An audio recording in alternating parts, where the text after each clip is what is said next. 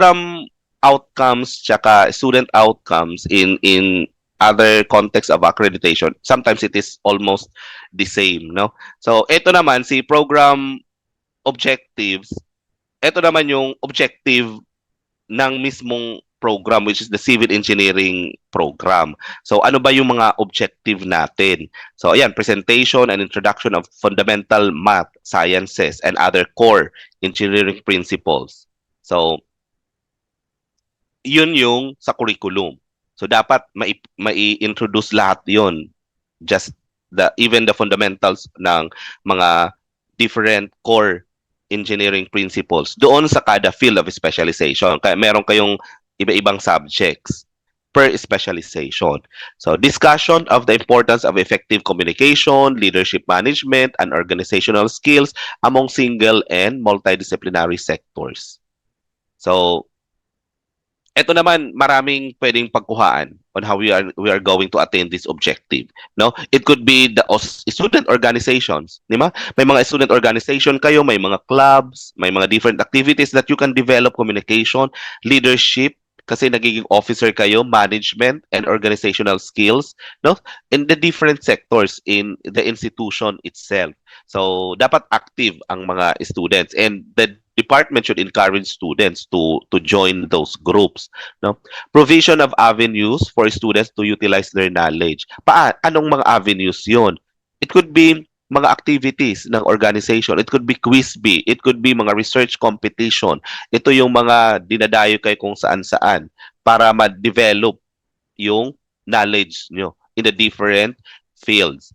Creation of opportunities for students to implement their learned techniques, knowledge, and skills through experimentation, research, and design projects. So, dito nakapasok yung mga subjects na laboratory, si research, at yung mga design subjects nyo like RCD. Still, alam ko yan yung mga matitinding subjects in terms of preparing plates and design. Now, even yung mga AutoCAD nyo, kasi you prepare plans. Sa quantity surveying, if you prepare estimates. So, dito yon nakapasok. So, binibigyan ba kayo ng opportunity to do the design? Opportunity to do the estimates and so on, to do research and so on. No? Creation of opportunities for students to practice their effective communication, leadership, management, and organizational skills. May ganun bang mga opportunity sa inyo? So may opportunity ba kayo to join organization? May opportunity ba kayo to join competitions? Mag-conduct ng seminar, mga extension programs, at kaya mga immersion like the OJT? So definitely yes. No, kasi yun yung objective ni department. The number 6 is dapat integrated lahat ng mga ginagawa ng department towards moral, so legal, and ethical responsibilities, and of course, yung sa society. Kasi yun yung purpose natin, di ba? After graduation, we will be going back to your community. So sometimes you are from the province, so you will be going back to your province to perform kung ano man ang gusto mong job na, kasi yun yung ano natin yung fulfillment, no? As a professional, after you graduate, after you become licensed, I will be going back to my province, no? At doon ako magsiserve. So ganun ang tao, no? Of course, there are other priorities. May mga kanya-kanya tayong priorities. So nasa atin naman 'yon. But don't forget that yun yung goal natin, no? To serve people. Pag ka-graduate nyo, lisensyado na kayo, so pwede na kayong bumalik sa kung saan mo gustong place na magtatrabaho ka, and at the same time, you are going to share your expertise doon sa mga tao. At mostly, pinakamagandang achievement at fulfilling is yung doon sa lugar mo, especially the province, na lalo na yung mga province na hindi develop, tapos ikaw yung magtatrabaho doon as the municipal engineer kasi meron ka nang natutunan galing dito sa syudad, no? Galing dito sa city, galing dito sa school na nag-train sa inyo.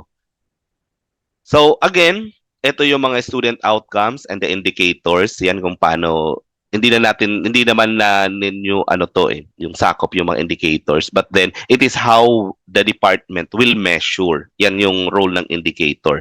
Kasi yung outcome, halimbawa apply knowledge, paano ba natin ma-determine na apply yung knowledge? So ito yung mga indicators para ma-convert siya into a numerical value. So kasi ina-analyze yan may mga statistical analysis in terms of na-attain ba. Kasi pagdating ng mga accrediting body, yung mga auditors, ito yung mga hinahanap sa department. O sige nga, prove us that you apply math and science doon sa mga civil engineering problems or mga complex problems na ginagawa nyo. So number one yan, for example, the design of building. So pag nagde-design ba ng building, may na-apply ba silang math doon? May na-apply ba silang science? May na-apply ba silang civil engineering specialization subjects? And so on. So the proof of that are actually your grades doon sa plates. So for example, plate ng RCD, yan yung mga evidence. No? Titingnan doon kung ilan yung pumasa, ilan yung bumagsak. No? Kasi they are actually into the outcome. Ano ba yung itinuro? Hindi ibig sabihin na porke may subject, pwede may nagturo, kaso 80% naman pala bumagsak, no? 20% lang yung pumasa. So, anong outcome ang nangyari? 'Di ba? So, parang questionable 'yon. So, kasi the role of the professors is for them to teach the students, no, para ma-develop yung outcome na to kasi yun yung in-expect natin at the end of the term wala palang outcome na nangyari kasi lahat naman pala bumagsak, isa lang yung pumasa. So question yun in terms of the measuring of your indicators. So ayan, hanggang F yung student outcomes natin. Okay, so F, G, H, I hanggang L pala. No? So madami-dami yung outcomes, no, na ini-expect. So it's A to L. So ito is your OBTL framework. It's the outcome-based teaching learning framework. No, so hindi niyo naman na to kailangan pinakita lang in the presentation. For example, that we have the inputs from our stakeholders. Ano yung mga stakeholders natin? We have the government partners. We have the private industry partners. We also have members. Ito yung board. No? We also have representative from the alumni, from the faculty, from the student organization. Sila yung nagbibigay ng input. So, sila yung mini-meeting palagi. I just don't know in the institution kung it is a yearly meeting with the stakeholders. Tapos, pinipresent sa kanila yung mga achievements for the past year. Then, they will be giving inputs. Ano meron ngayon sa government? Ano meron ngayon sa private? No? Ano yung gusto ng students? Ano yung gusto ng meron pang parents? Anong gusto ng alumni? No? So, iniipon yon. Then, with that inputs, may possibility na baka pwedeng baguhin si mission vision, si ILO, si PEO, si program outcome, si mga learning objectives, saka course objectives. Kasi baka may nagbago na. No, especially nowadays that we are in the fourth industrial revolution. So it's all about machine learning and artificial intelligence. So mapapansin nyo ang mga curriculum, ang mga syllabus nagbaguhan. So it could be part of that effect, no? So yun yung mga outcomes pwedeng babago. So si outcomes ina-assess. Kaya nalalaman natin kung na-attain or hindi, no? Kung na yung gusto ba nating mangyari, nakuha ba natin. So si assessment, magkakaroon siya ng result. So kung maganda man or hindi, babalik ulit siya kay outcome through a continuous quality improvement or the CQI. So si CQI ang magbabato na ito yung result. Hindi nyo na-attain si outcome A. Hindi nyo attain si outcome B. Si C na-attain nyo, si ganito. So you need improvement and so on. Tapos after that, dahil ibinalik niya, there could be another planning session. So magpaplano uli ang top management from the president down to the deans, down to the directors para ayusin kung ano yung problema to improve the assessment. No? So yun yung flowchart or the framework of the OBTL. So yung always take note that our curriculum is under the format of an outcome-based education or the OBE. Ito, I just don't know kung nakikita nyo kasi medyo maliliit na. It is your curriculum flowchart. So, alam nyo naman siguro na yung curriculum nyo, no? Na-revise pala yung curriculum nyo in 2022. So, ito na yung updated curriculum. So, yung flowchart niya because of the prerequisite, kaya may mga arrow and so on. So, let's discuss now the class policy, no? Based on the different ethics or codes of discipline ninyo. So, in your student handbook, it is mentioned about the dishonesty, no? Such as cheating sa examination, so pinagbabawal yon. So, quiz or test or any plagiarism in connection with your academic work. So, lahat ng mga projects, no, mga activities at kung ano-ano pang mga nire-require na mga submissions, so dapat you should be honest, no? In terms of how you're going to perform or paano niyo siya gagawin, no? You can actually asking your friend, asking your students on how to do the work is not actually cheating. May mga ano tayo, may outcome tayo na teamwork, no? Ang mga cheating is just you just copy verbatim or in tutu yung mga nung project ng classmate mo and so on. Okay, so I hope you know all this kasi nasa student handbook. So it is just a reminder that we don't allow dishonesty, no? Then ayan yung mga sanctions nyo. So it is also included in your code of discipline sa student handbook. So ito naman yung class policy in terms of the academic honesty. No? So anyway, alam nyo na yung mga, kasi nasa higher level na kayo, so you already know what is your responsibility in terms of promoting honesty in the classroom. And as a student also na nandiyan ka sa PUP, nandiyan ka sa Civil Engineering Department, so what should be the expectations sa inyo? Then of course, ito yung sa attendance, no? So kaya nire-record ko siya kasi I will be extracting later the attendance so are attending the classes kasi I have also to give credit naman sa students na uma-attend, no? Kasi attending the online platform is an effort already. So I gave bearing naman doon sa mga sa attendance. Sa mga although may policies kayo on sa late, siguro yung sa mga sa late, yun na lang yung maibibigay ko sa yung maluwag na consideration ko. Baka kaya nga 7:30 is actually siguro early for others, no? Kaya we can be flexible naman. We have 3 hours. Kaya nga, ang gagawin ko is I'm planning to have it divided into synchronous and asynchronous. So I will be devoting time to record a 30-minute, siguro 30 to 1 hour video every topic. Tapos ilalagay ko lang siya sa G Drive. Then you can access there. So para hindi tayo palagi 3 hours. Kasi yung 3 hours na online tayo, talo mo pa ang nanood ng isang movie, no? Kasi parang maboboring ka niya, baka tulog na lahat yung mga nakikinig sa akin, especially that I am the one giving the talk, no? But of course, in the next mga sessions natin, hindi na ganon kasi we will be having activities. Kaya may mga asynchronous, siguro 1 hour discussion, then after that, you can do at your own place na at your own pace na the activity na ibibigay ko. Siguro for the first mga few sessions, ito lang, puro ganito yung discussion kasi I will be discussing the different theories and principles. Okay, so take note of the attendance. So we will always be, open naman yung Zoom ko palagi. I don't block students sa mga late. You can enter kasi may mga problems tayo about connection, no? Even me, I actually experience intermittent connection sa internet. So may mga problem tayo about that. Hindi ganun kaganda lahat ng area ng Pilipinas na maayos ang internet. So you can come in anytime sa class. No, as long basta pumasok ka lang. And anyway, yun nga yung sinasabi ko, asynchronous classes natin na I will be doing recordings, you can access it anytime. Okay? So ayan yung mga policy nyo about yan if you feel having siguro hindi maganda yung pakiramdam nyo at hindi nyo talaga kaya kahit makinig lang, you can actually message. May GC naman tayo, you can message me, you can email me, no, sa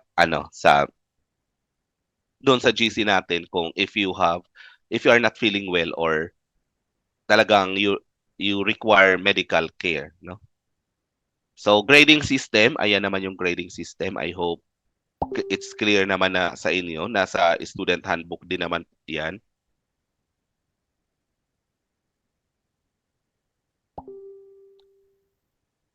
Then, yung grading system natin, ayan, 70% class standing, then 30% final exam. So, yung class standing, pag once I receive the syllabus, saka ko na siya i-divide on how we are going to do the 70% class standing for quizzes, kasi especially that we are online, no? So, ito naman, siguro you know this already, no? Yung mga formats nyo ng mga projects nyo. Kasi the department is very strict in terms of the submission, no? So, yung mga cover sheets nyo, there are actually mga formats, no? So, those are the formats. So, end the session here kasi wala pa akong na-receive na syllabus. So, hindi ko ma-discuss pa yung buong description. But I assure you, next meeting natin, we will be discussing now the syllabus and we'll start with the first topic. Now, I already prepared the PowerPoint of the class. Kaya lang, gusto ko kasi sundan kung ano yung syllabus sa inyo. The PowerPoints that I had prepared are actually based on my other school's syllabus. So, kaya ngayon, ang hinihintay ko yung syllabus ng department para maayos natin yung pagkasunod-sunod ng topics that we will be having for the whole second semester. Okay, so how many? So, we are all 42. Okay, so just wait lang ha, i-screenshot ko lang yung attendance natin.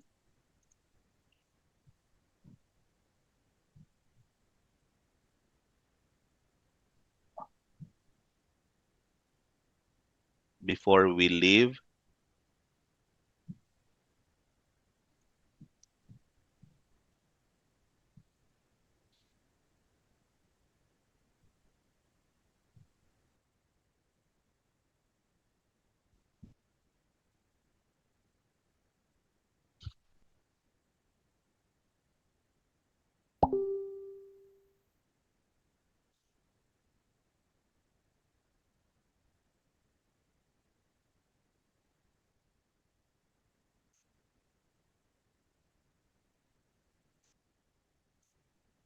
Okay, next page. So sa sunod na tayo mag-picture with open cam, no? So pag final na talaga yung ano natin, yung class list natin. I haven't yet downloaded din kasi yung class list natin.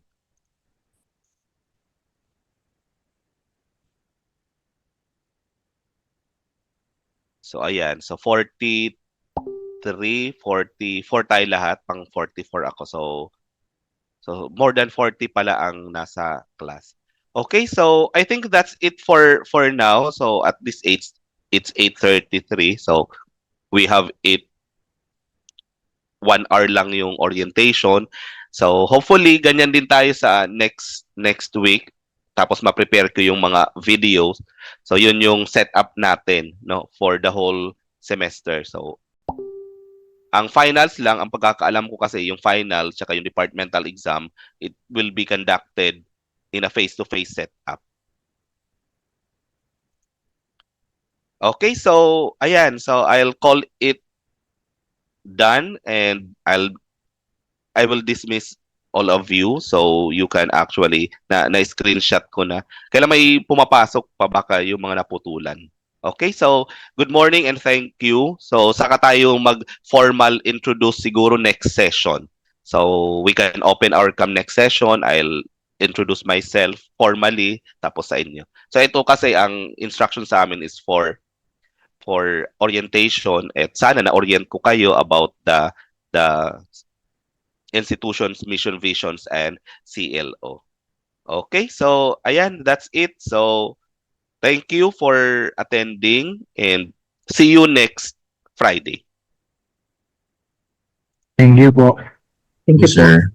Thank you po, sir. Thank you po, sir, and good morning. Thank you.